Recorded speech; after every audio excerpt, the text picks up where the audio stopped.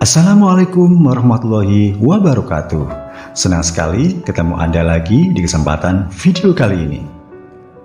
Ternyata makan makanan yang haram itu bisa menyebabkan tertolaknya doa kita selama 4 bulan.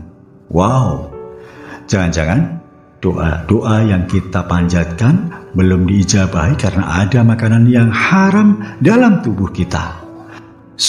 Saya akan bagikan buat Anda sebuah kisah agar kita memahami masalah ini.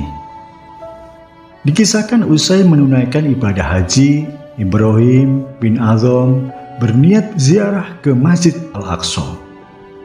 Untuk bekal di perjalanan, ia membeli 1 kilogram kurma dari pedagang tua di dekat Masjidil Haram.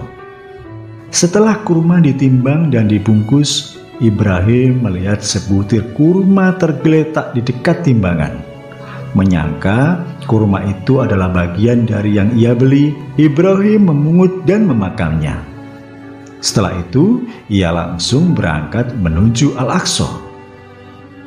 4 bulan kemudian, Ibrahim tiba di Al-Aqsa dan seperti biasa, ia suka memilih sebuah tempat beribadah pada sebuah ruangan di bawah kubah Sahra. Ia sholat dan berdoa khusyuk sekali. Tiba-tiba ia mendengar percakapan 2 malaikat tentang dirinya.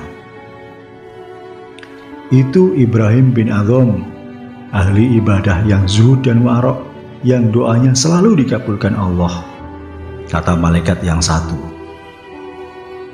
Tetapi sekarang tidak lagi, doanya ditolak karena 4 bulan yang lalu ia memakan sebutir kurma yang jatuh dari meja seorang pedagang tua di dekat Masjidil Haram. Jawab malaikat yang satu lagi. Ibrahim bin Adham terkejut sekali. Jadi selama 4 bulan ini ibadahnya, sholatnya, doanya, dan mungkin amalan-amalan lainnya tidak diterima oleh Allah Subhanahu wa Ta'ala gara-gara memakan sebutir kurma yang bukan haknya. Astaghfirullahaladzim, Ibrahim beristighfar. Ia langsung berkemas untuk berangkat lagi ke Mekah menemui pedagang tua penjual kurma untuk meminta dihalalkan sebutir kurma yang telah ditelannya.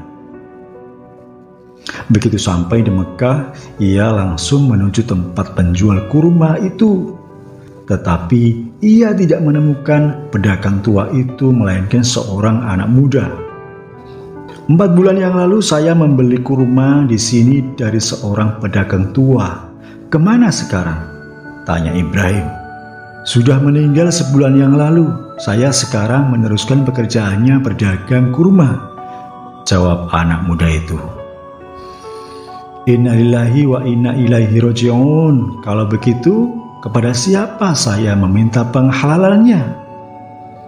Lantas Ibrahim menceritakan peristiwa yang dialaminya. Anak muda itu mendengarkan penuh minat. Nah, begitulah, kata Ibrahim setelah bercerita. Engkau sebagai ahli waris orang tua itu, maukah engkau menghalalkan sebutir kurma milik ayahmu yang terlanjur kumakan tanpa izinnya? Bagi saya tidak masalah, insya Allah saya halalkan. Tapi entah dengan saudara-saudara saya yang jumlahnya 11 orang. Saya tidak berani mengatasnamakan mereka karena mereka mempunyai hak waris yang sama dengan saya. Ibrahim bertanya, di mana alamat saudara-saudaramu? Biar saya temui mereka satu persatu. Setelah menerima alamat, Ibrahim bin Adham pun pergi menemui saudara-saudaranya yang lain. Biarpun berjauhan, akhirnya selesai juga. Semua setuju menghalalkan sebutir kurma milik ayah mereka yang termakan oleh Ibrahim. 4 bulan kemudian, Ibrahim bin Adham sudah berada di bawah kubah Sahra. Tiba-tiba ia mendengar 2 malaikat yang dulu terdengar lagi bercakap-cakap. Itulah Ibrahim bin Adham yang doanya tertolak gara-gara makan sebutir kurma milik orang lain.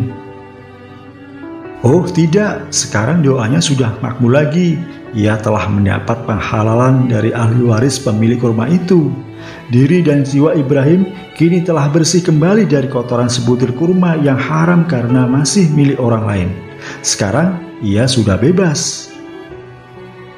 Nah, dari kisah tersebut semoga menginspirasi kita agar kita berhati-hati dalam hal makanan. Apalagi kita memberi makanan kepada keluarga kita yang itu adalah ada unsur haramnya, baik fisiknya maupun cara mendapatkannya. Semoga bermanfaat buat Anda dan sampai ketemu di video selanjutnya. Wassalamualaikum warahmatullahi wabarakatuh.